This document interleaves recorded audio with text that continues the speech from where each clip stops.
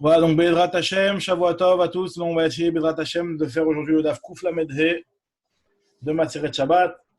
On continue là où on s'est arrêté. On s'est arrêté, nous, Daf Kuf Lamed He et Tamoud Bet, aux deux points qui sont environ une dizaine de lignes avant la fin de la page.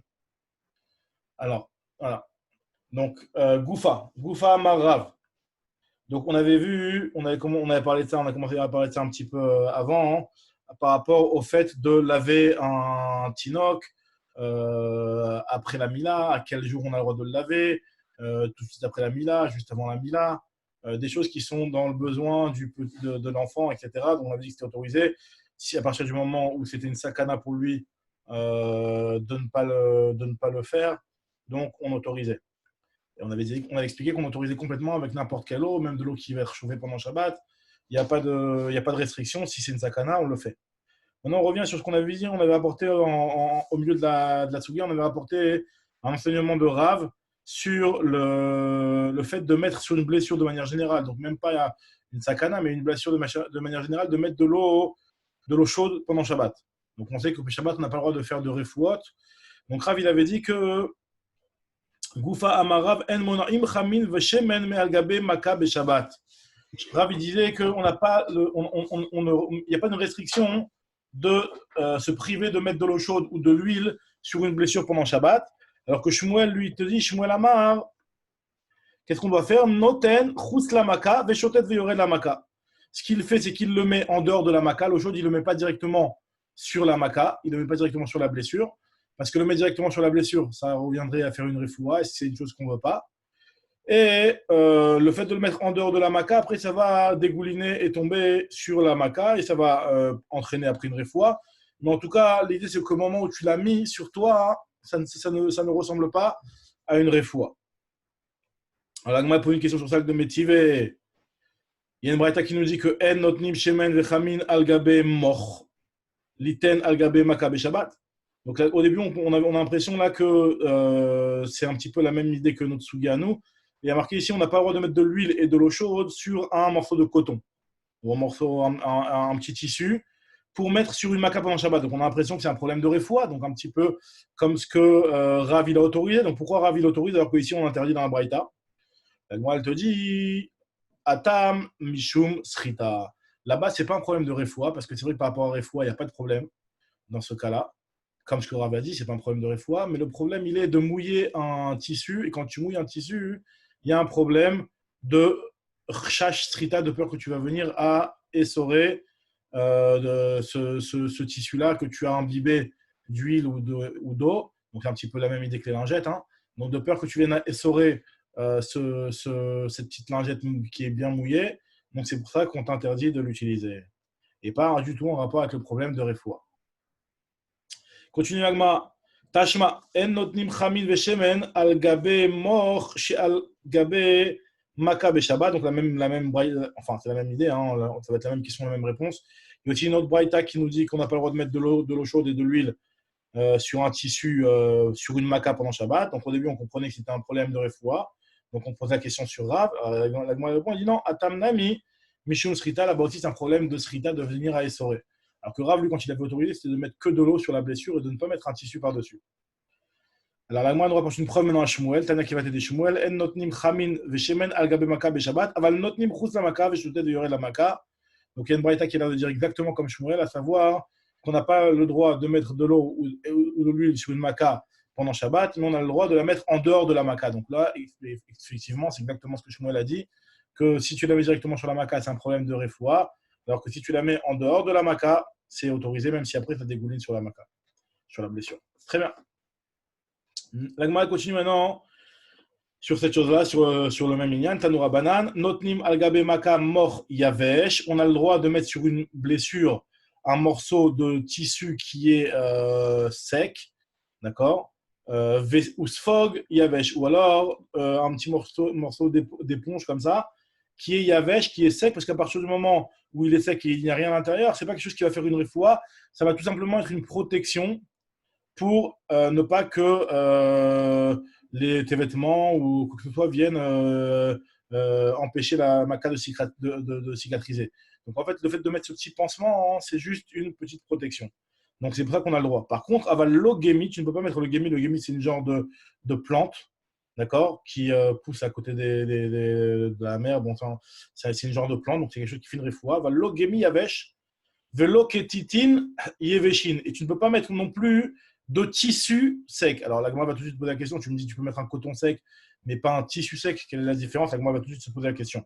Bon, en tout cas, ce que la Braïta veut nous dire, hein, c'est qu'il y a des choses qui ne sont pas une refoua, c'est juste pour protéger la maca, pour protéger la blessure, et ça, c'est autorisé.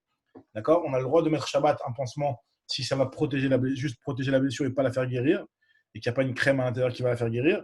Par contre, de mettre quelque chose qui a aussi une facette de médicament, comme par exemple de mettre cette petite herbe-là, alors là, c'est interdit. Maintenant, le problème, il est par rapport au dernier cas de la Braïta, hein, dans lequel il y a marqué ktitine. Ktitine, c'est un morceau de tissu aussi.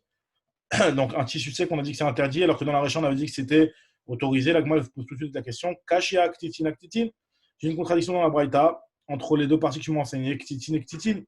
Tu m'as dit dans la Récha qu'on a le droit de mettre un morceau de tissu sec sur une maca, et dans la Sefa, tu me dis que c'est interdit, donc il faut savoir. La Gemara dit Lokashia, non, ce n'est pas une question, il n'y a pas de contradiction.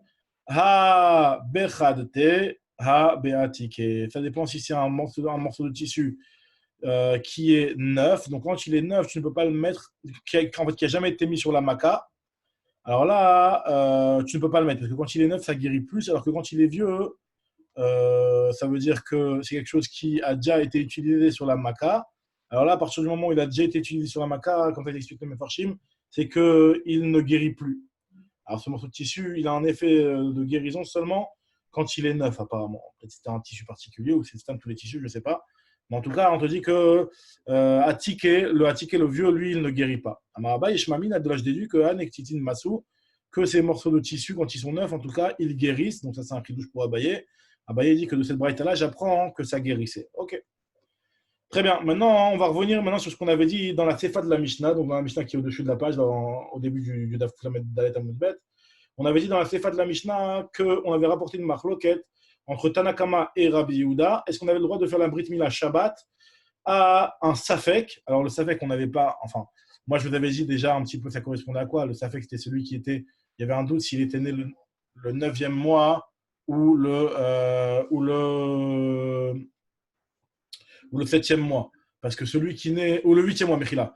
Parce que celui qui naît le 8e mois, comme on va le voir dans la Gemara juste après, à l'époque, en tout cas, c'était comme ça, que le 8e mois, un enfant qui naissait le 8e mois de la conception, de la grossesse, eh ben, c'était presque sûr c'était pratiquement sûr qu'il n'allait pas tenir, qu'il n'allait pas vivre. Et même si un enfant qui naît le 7e mois, lui, il peut vivre, mais un enfant qui naît le 8e mois, il ne peut pas vivre. Donc ça, on va voir dans la Gemara. Et bon, de nos jours, ça a un petit peu changé, hein, la médecine, mais en tout cas, à l'époque, c'était comme ça. Un enfant, le 8e mois, il est considéré comme une pierre, on va voir dans la Gemara. C'est carrément mouktsé, tu peux même pas le toucher. Parce que c'est sûr qu'il ne va pas tenir le coup. Alors que maintenant, au Rachem, maintenant, c'est pas la même chose. Mais en tout cas, on avait dit dans la Mishnah hein, qu'un enfant qui est safek, c'est-à-dire qu'il est safek parce qu'on ne sait pas s'il est né le 8e mois ou le 9e mois. Donc, s'il est né le 8e mois, tu ne peux pas lui faire la Brit Mila Shabbat. Et par contre, s'il est né le 9e mois, tu dois lui faire la Brit Mila quand ça arrive Shabbat. Donc ce cas-là est le cas du androgynos. Androgynos, c'était l'androgyne qui avait deux sexes, qui avait un sexe masculin et féminin. Donc lui, cet enfant-là, vu que la lacha n'est pas claire, est-ce qu'on le considère comme un homme ou comme une femme? Donc d'après Tanakama, on n'avait pas le droit de profaner le Shabbat pour lui faire la Brit Mila, alors que d'après Rabbi Yehuda, on avait le droit. Ça, c'était la Mishnah. Maintenant, la Gemara va expliquer. Tanoura Banan. Orlato, Vadaï, Dochat Shabbat, Velo, Safek. Il y a marqué dans le passouk Orlato, tu devras faire la Brit Mila de sa Orla. Donc de sa Orla, ça veut dire du prépuce de la partie qui dépasse. Quoi. Donc la Gemara, elle déduit de là. Orlato, Vadaï, Dochat Shabbat, c'est seulement quand c'est une Orla Vadaï et pas une Orla Safek. Alors la Gemara va expliquer qu'est-ce qu'on veut dire par là. C'est-à-dire quoi un doute si c'est une Orla ou c'est pas une Orla. La Gemara va expliquer tout à l'heure. Après, elle continue, elle te dit la Braïta, Orlato Vadaï dochet Shabbat, Velo Androgynos dochet Shabbat. Donc, quand il y a marqué que la Orla, il faut que ce soit une Orla Vadaï, par exemple, l'androgynos, l'androgyne qui a les deux sexes, lui, il ne pourra pas repousser le Shabbat. On ne pourra pas repousser le Shabbat pour lui faire sa Brit Mila à lui. Rabbi Yehuda Omer, androgynos dochet Shabbat.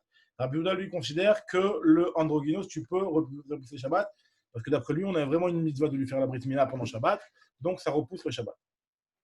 Après, Ve'anouch karet. Et pareil, il sera aussi chayav karet s'il ne fait pas sa brit mila, le androgynos. Il a vraiment une mitzvah de brit mila, autant qu'un homme normal. S'il ne fait pas sa brit mila, il est chayav karet. Alors maintenant, Orlato Vadaï, et la Braïta continue de dire pareil aussi, Orlato Vadaï dochet Shabbat, Velon nolad ben hashmashot dochet Shabbat.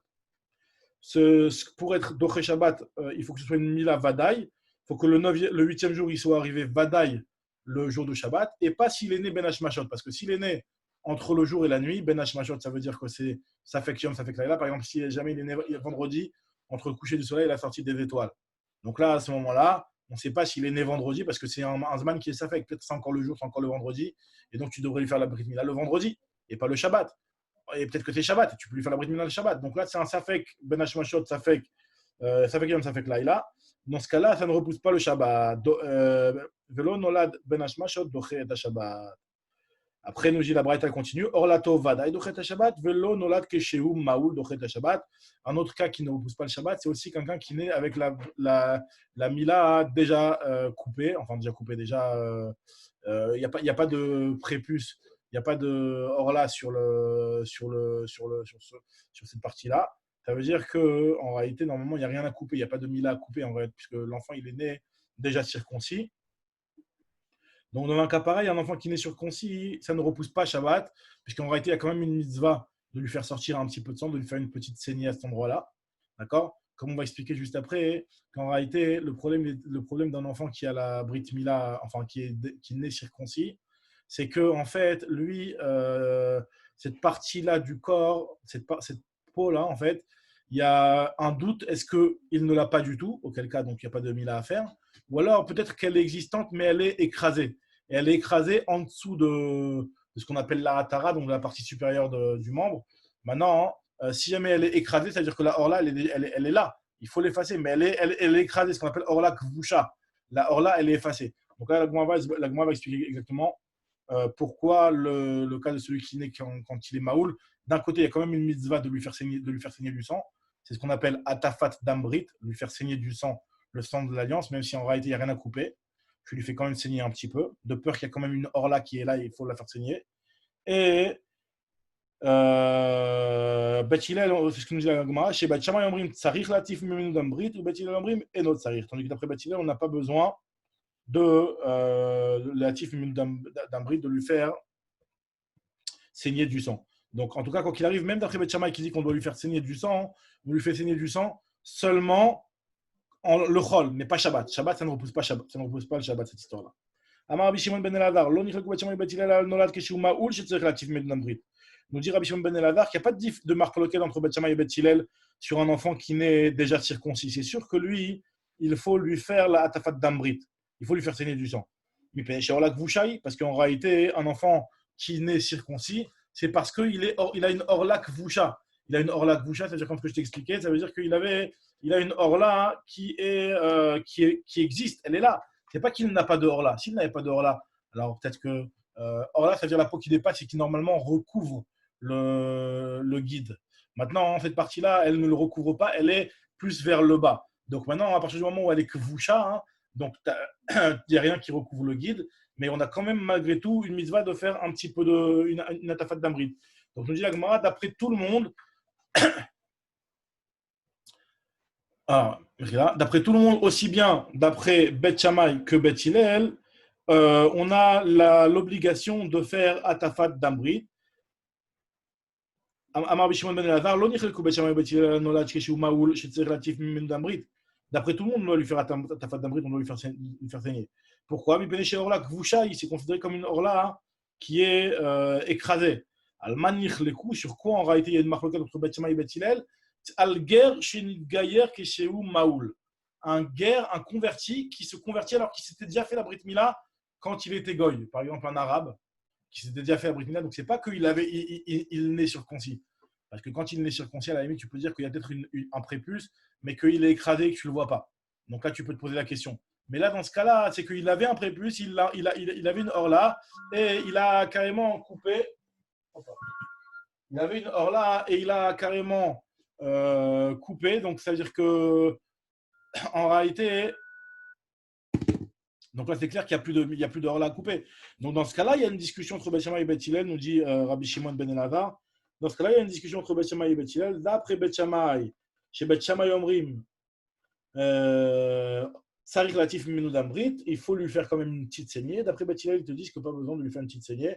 Il n'a pas de Mila, il n'y a pas de Orla, donc il n'y a rien à faire saigner d'après Beth Hillel. D'accord. Donc, très bien. Maintenant, continue l'Agma.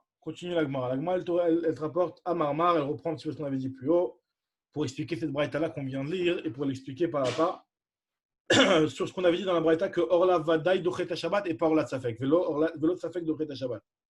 L'Agma, elle se pose la question, elle dit La Touyema, qu'est-ce que tu viens m'inclure? C'est quoi le cas de Safek que tu viens m'inclure dans cette braïta? Alors que tu m'as déjà dit tous les cas de Safek. Tu m'as dit le cas de celui qui est né pendant Ben Hashmashot. Tu m'as dit le cas de celui qui a peut-être une Orla, mais qu'on ne voit pas. Tu m'as dit le cas du androgynos. Tu m'as dit tous ces cas-là. Mais alors, c'est quoi le cas C'est quoi le cas de. Qu'on appelle ça? C'est quoi le cas de Safek que tu viens m'inclure ici? On dit la Gemara, la touye ha detanoura banan. Ça vient inclure le cas suivant. C'est quoi le cas suivant? C'est le cas que j'ai dit tout à l'heure à l'oral. C'est que Ben Shiv'a Mechalin ala Shabbat. Celui qui naît au bout de 7 mois de grossesse, lui, il est vivant. On le considère comme vivant. Et donc, on peut profaner le Shabbat pour lui faire la Brit Mila. C'est-à-dire que si tu peux la faire la Brit Mila le 9e jour et que le 8e jour, et que le 8e jour, il tombe en Shabbat, alors là, tu lui feras la Brit Mila le Shabbat. Ce sera Mechalel ta Shabbat. Ben Shmona en Mechalin ala Shabbat. Par contre, un enfant qui naît au bout de 8 mois de grossesse, lui, tu ne peux pas profaner le Shabbat pour lui, parce que c'est sûr que normalement, il ne va pas vivre, et donc tu ne peux pas lui faire, il n'y a aucune mitzvah de lui faire une Brit Mila, donc tu ne peux pas lui faire le Brit Mila pendant Shabbat. Maintenant, Safek Ben Shiva, Safek Ben Shmona, si jamais c'est un doute s'il est peut-être né le 7e mois, auquel cas tu peux lui faire la Brit Mila, ou peut-être né le 8e mois, auquel cas tu ne peux plus lui faire la Brit Mila, dans ce cas-là, En Mechalelin alav et Shabbat, on ne peut pas lui faire, on ne peut pas profaner le Shabbat, et c'est ce cas-là qu'on appelle un cas de Safek, et sur lequel on a dit qu'on ne profane pas le Shabbat pour lui faire la Brit Mila. Et la Braïta continue, elle te dit que Ben Shmona, un enfant qui est né au bout de 8 mois de grossesse, puisque normalement il ne va pas vivre, il est considéré comme une pierre et il est mouktsé l'enfant. L'enfant il est mouktsé, tu ne peux pas le déplacer. Alors, à tel point, alors là ici c'est pas tellement rapporté, mais j'avais vu dans la halakha, hein, il y a l'avis du Tour, si je ne me trompe pas, c'est l'avis du Tour qui dit que carrément, si jamais il y a un problème de danger, que tu peux lui faire il y a un picor nefesh que tu peux faire, et ben il te dit que cet enfant-là, tu n'as même pas besoin même pas l'obligation, tu ne dois même pas te mettre les Shabbat pour lui. C'est que ça va être tellement grave que ça. Il y en a qui sont en désaccord avec ça, qui disent que non, tu vas lui donner encore au moins quelques jours, quelques heures à vivre ou quelques trucs à vivre. Tu dois être Mechalel Shabbat pour ça. Mais en tout cas, il y en a qui disent que carrément, tu peux même pas le sauver si jamais tu as la possibilité de le sauver. Parce que de toute façon, il ne va pas vivre. Aval imo shocha ou menikato mipena sakana. Par contre, sa mère, elle peut se plier, se tourner, se baisser vers lui et l'allaiter à cause de la sakana. Et là, c'est pas la sakana de l'enfant, parce que la sakana de l'enfant, comme on a dit, c'est pas ça qui nous importe, parce que l'enfant il va mourir quand il est né au bout de 8 mois. Mais c'est la sakana par rapport à la mère, du fait qu'elle ait du lait et qu'elle ait des remontées de lait, elle doit se soulager en lui donnant à boire. C'est pour ça qu'on l'autorise à se pencher vers l'enfant pour l'allaiter. Alors, nous dit la Gemara approche une braïta maintenant.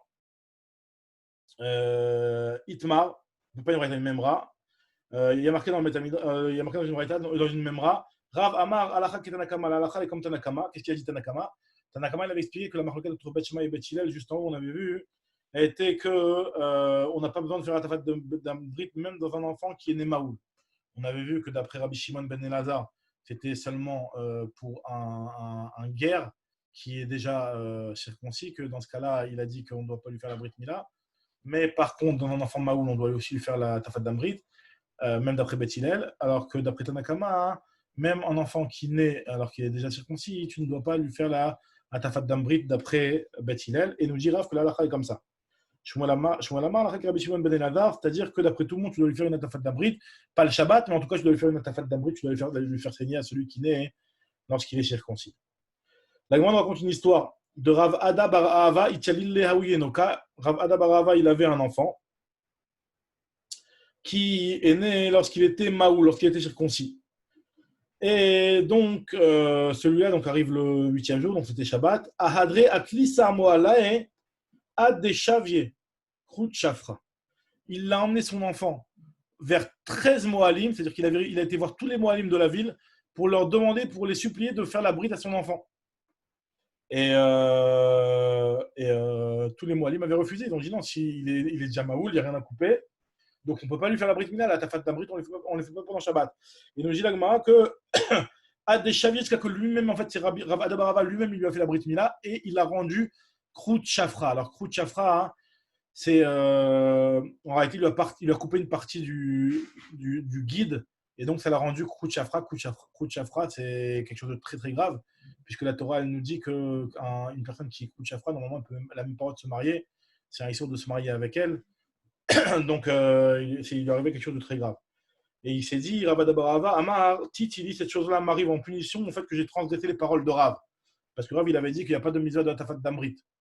Voilà, elle lui dit, mais même Shmuel, c'est pas que Rav, c'est même Shmuel, parce que Shmuel, quand il a dit que tu fais la tafat d'Amrit, c'est en Chol, mais pas le Shabbat. Amar, Rav Nachma, un verre de Shmuel, le Havar, il n'a pas transgressé les paroles de Shmuel. Imar d'Amar Shmuel, Bechol, le Shabbat, mi Amar, il n'a pas parlé le Shabbat, Shmuel, il n'a parlé que le Chol. Alors, qu'est-ce que lui pensait? Lui pensait, où ça va? Alors, lui pensait que la raison pourquoi un enfant Maoul, on doit lui faire la tafat d'Amrit, c'est pas parce qu'il avait peut-être une orla qui était écrasée, c'est qu'il avait Vadaï une orla qui était écrasée. Lui pensait que Vadaï orla kvushahi, en réalité, c'est une marloquette entre la Moraïm, des Itmar, Rabba Amar. La raison pour laquelle on fait la tafat d'Amrit à quelqu'un qui n'est circoncis, c'est parce que Chayshinan Shema orla kvushahi, on craint peut-être que c'est une orla qui est écrasée, et c'est pour ça qu'on n'est pas Mechalel Shabbat. Et Rav Yosef, il te dit que Vadaï Orlak Vushahi. Il te dit que c'est sûr qu'il y a une Orlak Vushahi, donc tu pourrais être Mechalel le Shabbat pour lui. Donc lui, il pensait comme ça, Ravada Barava. En fait, on lui a dit que non, même d'après Shmuel, en réalité, tu peux lui faire la tafat d'Amrit que le Chol et pas le Shabbat. Amar Rav Yosef, il te dit d'où je sais, moi, d'où j'apprends mon avis, Mena Minala, d'où j'apprends moi mon avis, Machita, à savoir que c'est Vadaï Orlak Vusha, que c'est sûr qu'il y a une Orlak Vusha. Donc dit la Gemara, il y a dit Rav Yosef, Détail, il y a marqué dans une braïta. Rabbi Eliezer Akaparo, mais Rabbi Eliezer Akaparo, lui, il te dit, toujours concernant la marquette Bet Shammai et Bet Hillel sur le Inyan de Nolad Maoul, l'onir les coups Bet Shammai et Bet Hillel à la Nolad Keshu Maoul Shetzach Latif Menou Damrit. Il n'y a pas de discussion entre Bet Shammai et Bet Hillel. Dans celui qui naît circoncis, c'est sûr qu'il faut lui faire une saignée, il faut lui faire saigner du sang. Almanir les coups, c'est sur quoi en réalité leur marquette entre Bet Shammai et Bet Hillel? C'est sur celui qui naît Maoul et que sa Brit Mila tombe le Shabbat. D'après Bet Shammai, tu ne peux. Le Chalel lave ta Shabbat. Bet Shammai Omrim Mechalel lave ta Shabbat. On est Mechalel pour lui le Shabbat, on profane pour lui le Shabbat, puisque c'est sûr qu'il y a une Orlak Vusha. Et d'après Bet Hillel, El Mechalel lave ta Shabbat, on ne profane pas le Shabbat, puisque c'est juste un Safek Orlak Vusha. Donc ça, c'est comme ça que Rabbi Eliezer Akapar a compris la marloquette entre Bet Shammai et Bet Hillel. Donc si c'est Rabbi Eliezer Akapar qui a parlé, il y avait un Tanakama, il y avait un premier avis qui lui comprenait que d'après tout le monde, aussi bien Bet Hillel que Bet Shammai, eh ben, tu pouvais profaner le Shabbat, ça veut dire que tu considérais qu'il y avait Vadaï une Orlak Vusha. Lav Miklal, n'est-ce pas que ça veut dire que les Tanakama, que d'après Tanakama, qui est en désaccord avec Rabbi Shimon, avec Rabbi Eliezer Akapar, lui il pense que ça va, mais Khalil, Lav ta Shabbat, on a le droit de profaner le Shabbat pour faire la Brit Mila de cet enfant qui est déjà Maoul. Et moi, je pensais comme ça. La Gemara te dit non, pas du tout. Peut-être que le Tanakama lui pense au contraire. Il pense que même d'après Bet Shammai, il n'y a pas de marloquette et d'après tout le monde, tu ne pourras pas lui faire la Brit Mila. Mais dis-moi, Tanakama, ça va. D'après tout le monde, tu ne pourras pas faire la Brit Mila et tu ne pourras pas profaner le Shabbat. El Mechalelin Kamar. Moi, je dis si c'est comme ça, si tout le monde pense que El Mechalelin, ça veut dire que si Tanakama, il pensait que aussi bien Bet Shammai que Bet Hillel pense que quelqu'un qui n'est circoncis, tu ne peux pas lui faire la Brit Mila pendant Shabbat. Et après, il vient Rabbi Eliezer Akapar, il te dit non, tu sais, moi, je pense qu'il y a une marque entre Bet Shammai et Bet Hillel sur ce sujet-là. Bet Hillel, il pense certes que tu ne peux pas profaner le Shabbat, mais Bet Shammai, il pense que tu peux profaner le Shabbat. Donc ça veut dire que Rabbi Eliezer Akapar, finalement, il est venu me donner une différence dans Bet Shammai. Et ça, c'est pas logique, parce que Bet Shammai, normalement, à la limite, entre guillemets, on n'a même pas besoin de le calculer. On sait très bien que la halakha n'est pas comme Bet Shammai. Donc Rabbi Eliezer Akapar, c'est pas logique de dire que lui, il est venu me dire que moi, je pense que Bet Shammai, il sera en désaccord sur ça. Qu'est-ce qu'on m'en fiche que tu viens me donner des précisions sur Bet Shammai? La halakha n'est pas comme ça. Parce que nous dit la Gemara, la Gemara te dit que Tama de Bet Shammai, Talashmoinan, Rabbi Eliezer Akapar, Divrakol en Mechalin Kamar. Imken, Rabbi Eliezer Akapar, Tama de Bet Shammai, Talashmoinan. Est-ce qu'il est venu nous donner une information sur Bet Shammai? On n'a pas besoin d'avoir d'informations sur Bet Shammai. Pourquoi il est venu nous en donner une? Comme on sait que, comme on avait déjà vu dans la Gemara dans Brachot, que toujours quand il y a Bet Shammai et Bet Hillel, la lacha est comme Bet Hillel, et c'est même plus que ça, on dit que Bet Shammai comme Bet Hillel et la Mishnah, c'est-à-dire que tu n'as même pas besoin de me parler de Bet Shammai. On nous dit la Gemara qu'en réalité, Dilma Harika Amar, qu'en réalité c'est possible que ce qui veut dire, c'est la chose suivante. C'est-à-dire que l'onichleku Bet Shammai ou Bet Hillel, Bet Davar, c'est-à-dire qu'en réalité, c'est pas que tout le monde pense qu'on n'est pas Mechal Shabbat, c'est au contraire. Il vient juste réfuter, il vient juste dire que l'onichleku Bet Shammai ou Bet Hillel, Bet Davar, et que celui qui n'est Maoul, d'après tout le monde, il faut lui faire une atafat d'Amrit. C'est ça qu'il est venu dire. Que d'après Bet Hillel, même Bechol, l'autre Tsarich, ou le Bet Shammai Tsarich, mais en tout cas par rapport à Shabbat, par rapport à Shabbat, Mechila. En réalité, que Rabbi Eliezer Akapar, lui, quand il est venu nous dire que y a une marque entre Bet Shammai et Bet Hillel, il n'est pas venu en réalité nous donner une information sur Bet Shammai. Parce que c'est vrai que ce n'est pas logique. Ce qu'il est venu nous dire, il est venu nous dire que pas comme ce que toi tu avais compris, Tanakama, à savoir que d'après Bet Hillel, il n'y a pas du tout de mitzvah de faire Atafat d'Amrit. Moi, je suis en train de te dire que non, d'après tout le monde, il y a une mitzvah de faire Atafat d'Amrit. Quand c'est le Chol, quand c'est le Shabbat, c'est que Bet Shammai qui autorise. Mais quand c'est le Chol, en tout cas, d'après tout le monde, tu auras la mitzvah. Peut-être que c'est ça qu'il est venu justement nous dire.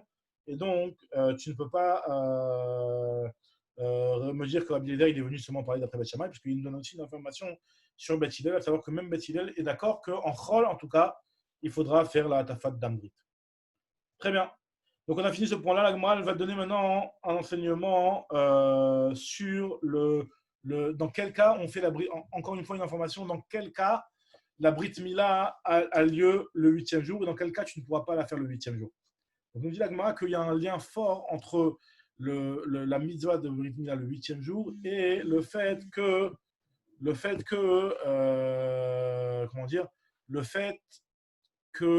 la femme à la naissance, elle a été mekabelet tumat leda. On sait que une femme, quand elle accouche, elle reçoit une touma, la touma d'une femme qui accouche, ce qu'on appelle tumat leda. Mais pas toutes les femmes ont la tumat leda. Par exemple, une femme qui fait une césarienne, elle n'a pas de tumat leda, parce qu'elle n'a pas eu l'enfant qui lui est passé par voie naturelle. Donc, il n'y a pas de tumat leda. Donc, est-ce qu'un enfant qui naît en césarienne, il y a une mise de lui faire la brit mila le 8e jour? Donc, on va voir que non. Ou pareil aussi, une Goya qui, en réalité, elle, au moment de la naissance, au moment de la naissance, elle était Goya, donc il n'y avait pas de Touma. Et après, quand elle s'est convertie avec son enfant, là, dans ce cas-là, on dit que l'enfant, il n'y aura pas la mitzvah du 8e jour, puisqu'en réalité, cet enfant-là, lorsqu'il est né, il n'a pas entraîné une Touma à sa mère. On va voir pourquoi il y a un lien entre la Touma et la Brit Mila le 8e jour. Puisque nous dit la Gemara, Amar Rabbi Assi, Kol Sheimot Mea Leda, toute femme, toute naissance qui entraîne que la mère soit Tmea Leda, alors là, Nimol Lishmona, il faut faire la Brit Mila le 8e jour.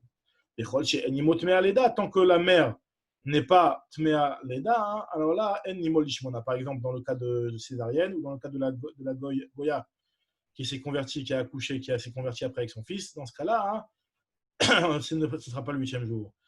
Donc on apprend ça chez Neymar, comme il y a marqué, Isha Kitazria, une femme qui va enfanter, Vialda Zachar, qui va avoir un enfant, Vetamea, et elle sera impure. Et après il y a marqué, Ubaya Mashemini, Imolabisarolato. Le 8e jour, tu feras la Brit Mila. Donc on voit que la Mila, le 8e jour, dépend de la Touma de la naissance. Amarle Abaye a posé la question, Rabati lui a dit, Dorot Arishoni, Imyochichu, les premières générations, te prouvent que c'est faux ce que tu es en train de dire, que la Mila du 8e jour ne dépend pas de la Touma, puisque avant Matan Torah, il n'y avait pas de Touma. Et tu vois bien que Avraham avait déjà depuis l'époque de Avraham Avinu jusqu'à Matan Torah, alors qu'il n'y avait pas de Touma, il y avait quand même la Brit Mila le 8e jour. Donc tu vois bien que la Brit Mila le 8e jour ne dépend pas de la Touma. Alors on nous dit la Gemara, nous dit la Gemara, Amarle Nitna Torah Venitracha Alacha. En réalité, tu as raison qu'avant qu'il y ait la Torah, il n'y avait pas cette règle-là. Mais une fois qu'il y a eu Matan Torah, Nitna Torah, Venitracha, Alacha. La Torah, elle a été donnée. Et en réalité, au moment où la Torah a été donnée, il y a eu cette Alacha qui a été Mitra Deshet, qui s'est sur Chidouche qui est arrivé, à savoir que maintenant, pour que la Brit Mila soit le 8e jour, il faut que ça entraîne une Tum'at Leda, une impureté. Très bien. Elle m'a dit, Ini, ah bon, est-ce que c'est vraiment vrai ce que tu es en train de me dire? Veha Itma, pourtant, il y a un enseignement qui a été dit que Yotse Dofen, un enfant qui naît par césarienne, Yotse Dofen, c'est-à-dire qui naît par le Dofen par le ventre de la mère. Il sort du ventre. Donc, dans ce cas-là, ou par le côté, en réalité, d'offense, c'est-à-dire par le côté carrément, tu le fais sortir par là. Nous dit la Gemara que c'est donc c'est pas une naissance naturelle. Ou Mishiyeshlo shte orlot. Pareil, celui qui a deux peaux, en fait, qui a deux prépuces l'un sur l'autre, d'après une explication. D'après d'autres explications, c'est que carrément, il a deux guides, il a deux fois deux membres. Donc là, c'est dans ces deux cas-là, en tout cas, il y a une marloquette, Ravuna et Ravriya bar Rav, Chad Amar Mechalin, la Shabbat. Il y en a un qui dit qu'on a le droit d'être Mechalin le Shabbat pour lui faire la Brit Mila, dans le cas de la césarienne, dans le cas de deux Orlot. Mechal Amar el Mechalin la Shabbat. Et que Adkan l'obligé et la Lechalin la Shabbat. Leur seule marloquette, elle est concernant le Chilul Shabbat. Aval Lishmona, Vadaima Linan. Mais par contre, de lui faire la Brit Mila le 8e jour, d'après tout le monde, tu lui fais la Brit Mila. Le seul marloquette qui est entre les deux, c'est ce qu'on va lui profaner le Shabbat, mais lui faire la Brit Mila le 8e jour.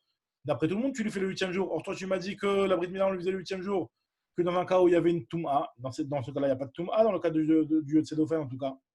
Je dirais que moi, non, Ha, Beha, Talia. En réalité, l'un dépend de l'autre. C'est vrai qu'ils ont parlé seulement du Chilul Shabbat, mais en réalité, ça revient au même. Ils sont aussi en discussion sur le fait de lui faire la Brit Mila le 8e jour. Parce que si tu as l'obligation de lui faire la Brit Mila le 8e jour, et ben, normalement, ça repousse Shabbat. Tandis que là, ça ne repousse pas Shabbat parce que justement, tu n'as pas l'obligation de lui faire la Brit Mila le 8e jour. Très bien. On dit la Gemara, Ketanae. En réalité, ce point-là, à savoir, est-ce que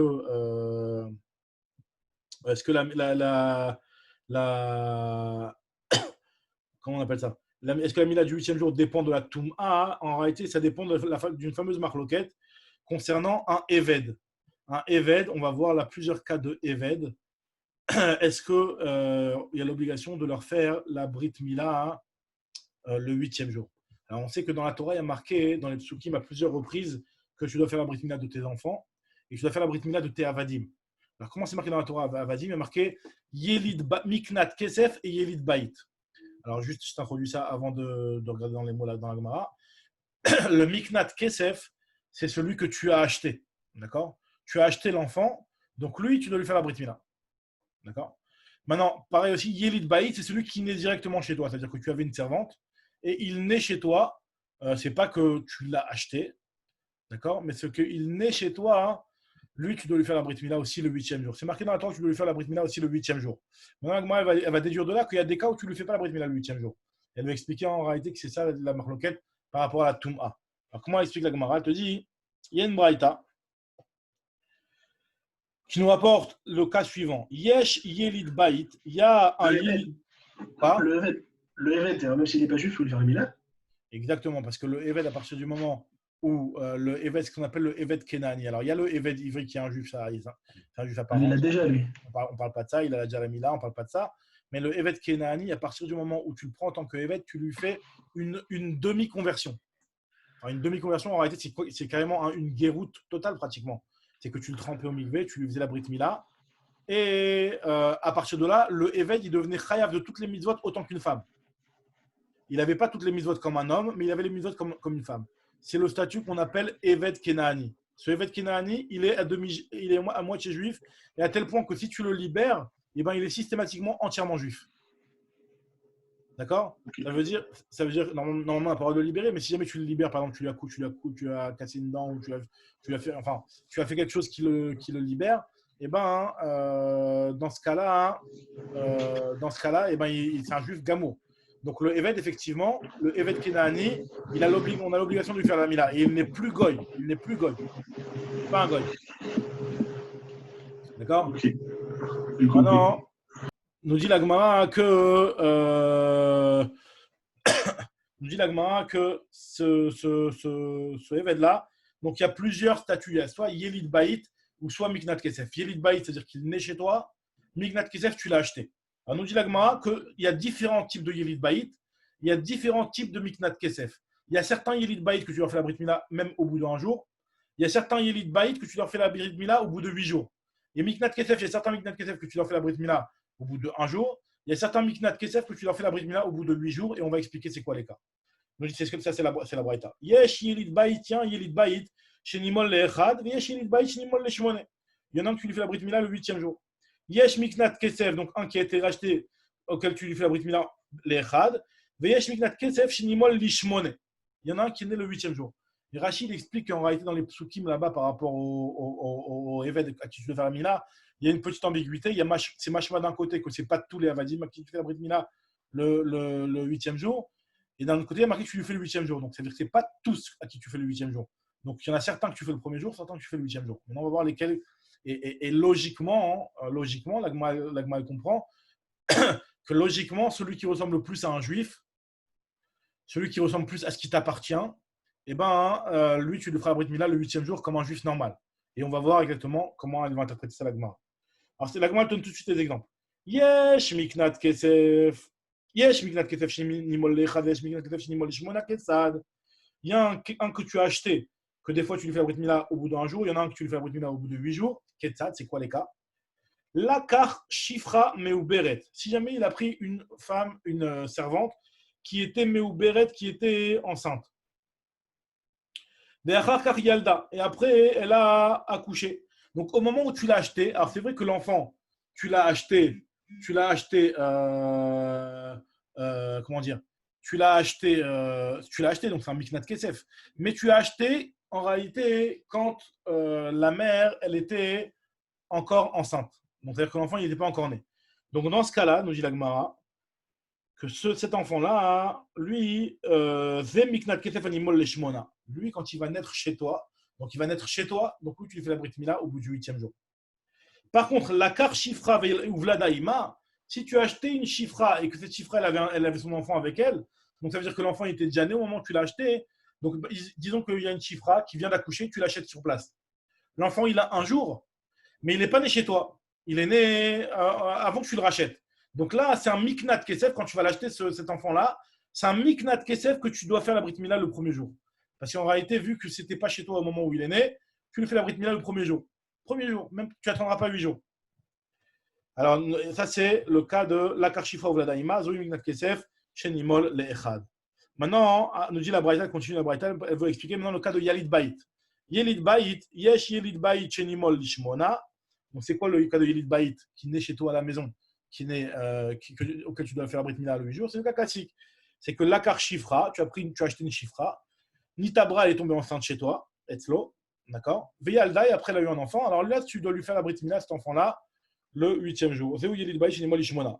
Maintenant, Rabbi Chama, lui, vient, il te dit que une shifra, que Yalda ve'achar idbila, parce que la shifra, la servante, comme je t'expliquais, en réalité aussi bien le evet kenani que la shifra kenanite, quand tu les achetais, tu devais leur faire pratiquement comme une conversion. Tu devais faire la brit mila pour les hommes et tu devais tremper au mikvé pour les hommes et pour les femmes. Tu devais les tremper au mikvé. Maintenant, c'est possible que cette servante-là, tu l'avais achetée, tu ne l'as pas trempée au mikvé tout de suite, tu as attendu même un an avant de la tremper au mikvé. Et entre-temps, elle est tombée enceinte. D'accord? Donc, c'était déjà ta servante, tu l'avais déjà achetée, mais tu n'as pas encore fait tout le processus. Il manquait encore le mikvé. Donc, dans ce cas, nous dit Rabbi Chama, si jamais Yalda avait achar kachid bila, d'abord elle a accouché, alors que ce n'était pas une miknat ketef, quand tu l'as acheté, elle n'était pas enceinte. Donc, c'est quelque chose que Yalid Baït, il est né chez toi. Mais il est né chez toi avant que tu aies fait la trempette au mikvé de cette servante-là. C'est-à-dire qu'elle n'est pas encore considérée comme, entre guillemets, une demi-juive, enfin une juive, je ne sais pas comment, c'est difficile à statuer, mais en tout cas, d'avoir les règles des juifs, quoi. Et donc, elle n'a pas de Touma en réalité, donc là, ça va être le lien avec notre Sugi à nous. Elle n'a pas de Touma, donc tu ne l'as pas emmenée au mikvé, puisqu'elle n'est pas encore complètement considérée comme une chifra. Donc, elle, cette chifra-là, vu qu'elle n'a pas encore les règles de Touma, et qu'elle a accouché avant que tu aies trempé au mikvé, Zéou Yelid Baït Nimol Lechad.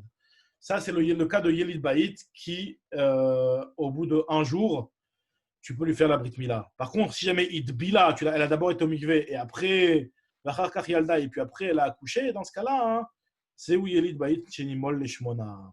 Alors, l'agma, elle déduit de là que Tanakama qui n'a pas dit comme ça, avec Tanakama, Lo Shanele Ben Idbila Ve'acharkar Yalda. Pour lui, il n'y a pas de différence entre le cas de Idbila Ve'acharkar Yalda. Si jamais tu l'as. Qu'elle est au mikvé avant ou elle n'a pas été au mikvé avant. Ben Idbila Ve'acharkar Yalda. Ben Yalda Ve'acharkar Idbila. De Afalgav, de Imot Me'aleda. Même si la mère n'est pas Me'aleda, ni Mol Lishmona, tu devras lui faire la brit mila le 8e jour.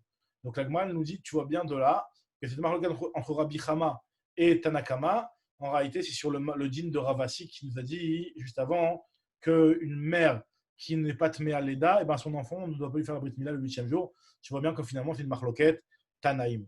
Alors, la Gemara, elle continue, elle va expliquer maintenant la Braïta. Bish, elle va un petit peu expliquer la Braïta, elle continue sur ça, un petit peu pour une question là. Elle dit Bish, lama, les Rabbi Chama, je comprends bien d'après Rabbi Chama, tu as trouvé tous les cas de figure. Tu m'as trouvé le Miknat Kesef, qui est sur lequel tu fais la Brit Mila, le 1 et le 8.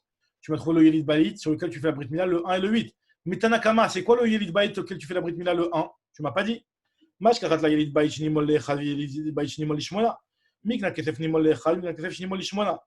Maintenant, donc elle répète la Gemara, c'est quoi tous les cas. Si jamais il y a le Davachar Kachilda, si jamais elle a accouché et après tu la trempes au mikvé, ça c'est un Yelid Baït, Shinimol Lechad, puisqu'au moment où elle a accouché, elle n'avait pas encore été au mikvé, donc elle n'est pas Tmea Leda. Elle n'est pas encore complètement considérée comme une chifra kénaanite pour dire qu'il va avoir la Toum'a sur elle. Tandis que Id Bila, si jamais tu l'as trempée et après elle a accouché, alors là elle a toutes les règles de Toum'a et tout ça, donc c'est pour ça que Zéou Yelid Baït, Shinimol Lishmona, tu lui feras la Brit Mila le 8e jour. Maintenant, Miknat Kesef Nimol Lishmona, c'est quoi le Miknat Kesef sur lequel on fait la Brit Mila le 8e jour? C'est par exemple, tu as acheté la chifra qui gagne chez la carte chifra mais au béret. Tu as acheté la chifra lorsqu'elle était enceinte, Id Bila, tu l'as trempée, et après elle a accouché. Donc elle, dans ce cas-là, elle est Miknat Kesef Nimol Lishmone. Maintenant, Miknat Kesef Nimol Lechad, Kegon, chez la carte chifra mais Zeubara. Par exemple, tu as acheté la chifra. Alors là, la Gemara prend ici un exemple que toi tu as acheté la chifra et qu'un autre a acheté le Uba. Mais en réalité, finalement, on avait dit aussi que si l'exemple qu'on avait donné avant, c'était que tu as acheté la chifra avec son Uba qui était déjà né. En tout cas, dans un cas pareil, c'est Nimol Lechad. Pourquoi? Parce que puisque tu n'as pas. Celui qui a acheté le Ubar, il n'a pas de part dans la mer, dans ce cas-là, comme ça Rachid explique. Alors là, le Ubar ne ressemble pas à une naissance d'un Israël, donc c'est pour ça que c'est Miknat Kesef qui est Nimol Lechad. Mais par contre, après Tanakama, tous les cas, j'arrive bien à les comprendre, mais le cas de Yelid Baït chez Nimol Lechad, je ne l'ai pas trouvé.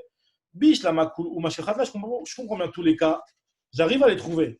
Mais par contre, Ela Yelid Baït chez Nimol Lechad, Echimash Kachat là, comment tu vas me trouver le cas de Yelid Baït chez Nimol Lechad? Dit la Gemara, Amara Birmia, Belokeach Shifra le Ubara. On parle d'un cas de quelqu'un qui prend une chifra, il achète la chifra, mais pas pour que la chifra elle travaille chez lui, pour que la chifra lui produise des enfants. Il achète une chifra pour avoir des avadim en fait. Il n'achète pas la chifra, il a dit voilà, je t'achète seulement pour avoir le droit de récupérer tes enfants. Donc là, dans un cas pareil, pour lui, c'est ça le cas de Yelid Baït, il naît chez toi, parce qu'en fait la chifra elle est chez toi. Mais les enfants qu'il y a, vu que c'est pas des vrais enfants, tu ne possédais pas entièrement en tant que chifra la mère. Donc c'est pour ça que dans ce cas-là, il est Nimol Lechad. D'accord? Très bien. Maintenant, la Gemara te dit, est-ce que c'est possible de faire, est-ce que c'est vraiment possible? Enfin, c'est possible, c'est sûr que c'est possible. Mais comment considérer ce statut un petit peu bizarre où tu achètes la personne, pas pour que cette personne-là travaille chez toi, mais pour qu'elle te fournisse des vladotes. C'est ce qu'on appelle, c'est un kinyan perot en réalité. C'est tu achètes pas le gouffre de la personne elle-même, mais tu achètes seulement ses perrottes, ce qu'elle va produire. Donc maintenant, enfin, il y a une marloquette entre Rabbi Yochanan et Resh Lakish. Est-ce que Kinyan Perot, qu'est Kinyan Agouf? Est-ce que le Kinyan Perot, c'est considéré comme le Kinyan Agouf? Et donc, la Gemara dit, je ne comprends pas. Ani Khaleman Damar Kinyan Perot, laf Kinyan Agouf. Si tu me dis que le Kinyan Perot, ce n'est pas comme le Kinyan Agouf. Donc, ça veut dire que quand tu achètes, toi, la chifra, pour avoir que ses perrottes. Donc là, ça veut dire qu'en réalité, ce n'est pas comme un Kinyan Agouf. Donc, ça ne s'appelle pas que tu as un Kinyan et que tu as un pourcentage de possession sur la mer. La mer, tu ne la possèdes pas du tout, tu possèdes que ses perrottes. Donc c'est pour ça que là, dans ce cas-là, effectivement, c'est un cas où tu as les perrottes sans du tout avoir la mer. Mais par contre, si tu me dis que Kinyan perrotte, qu'est Kinyan agouf, ça veut dire que lorsque tu achètes les perrottes d'une personne, ça revient à dire que dans la personne, tu possèdes un pourcentage. La personne, tu ne possèdes pas 100% de la personne, c'est sûr, mais tu possèdes 10% de la personne. Parce qu'en fait, 10% d'une personne, c'est le fait qu'elle puisse produire des fruits. Et toi, quand tu as acheté ces fruits-là, ça veut dire que tu as acheté une partie du gouffre de la personne qui allait produire ces fruits-là. Et là, quand on parle de fruits ici, en l'occurrence, ça veut dire de donner des enfants. Donc, ça veut dire que finalement, d'après cet avis-là qui dit que Kinyan Perot, qui est Kinyan Agouf, tu possèdes la chifra un petit peu quelque part. Pas entièrement, mais tu la possèdes un petit peu. Donc, c'est quoi donc dans ce cas-là, comment ça se fait que tu ne considères pas que tu feras la Brit Mila le 8e jour? Alors, nous dit la Gemara, et là, les mandamar, qui n'ont pirot, qui n'ont gouf, damé, maïka les méma. Pourquoi tu fais la brise le premier jour et pas le 8e jour? Pourtant, tu as une part dans la mer. Rav Meshach, Rav Meshach lui vient et te dit, tu as raison. Belokear shifra almenat shelo leadbila. En réalité, on parle ici qu'un type, il achète une chifra. Et que même si normalement, à chaque fois que tu achètes une chifra, tu dois lui faire le processus de semi-conversion, comme on a expliqué, de la trempe au mikvé, etc., pour la, pour la rendre chifra mamash. Mais des fois, si jamais tu l'achètes avec l'intention de ne pas lui faire ce processus-là, donc c'est-à-dire que pour toi, elle ne va jamais devenir une vraie chifra.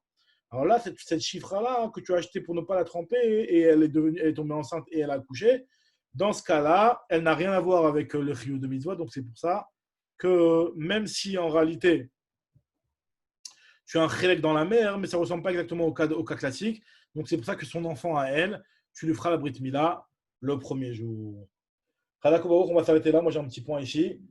Donc Bedrat Hashem, on va reprendre demain la suite. C'est un petit peu, c'est dans le même lignal, mais c'est un nouveau point. Donc on reprendra ici. Ok, allez. D'accord, Merci à toi.